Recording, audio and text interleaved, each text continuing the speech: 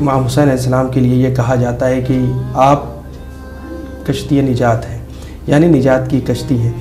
तो क्या मीनिंग है इसकी और क्या कहना चाहेंगे इसके बारे में, हमारे खासकर नाज़रीन को बताएं।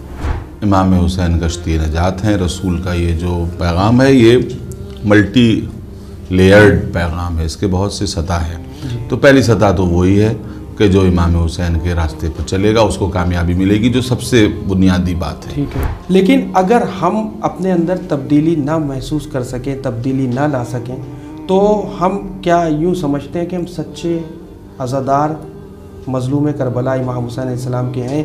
अगर हम इमाम हुसैन की अज़ादारी के बाद अपने दिल में कोई चेंज महसूस नहीं करते, अपने अमल में कोई चेंज महसूस नहीं करते, तो हम समझते हैं कि हमको दोबारा अपने ऊपर देखने की ज़रूरत है। क्योंकि वाक़या करबला और अज़ादारी इमाम हुसैन अगर आदमी के किरदार पर असरअंदाज ना हो तो फिर क्या किया।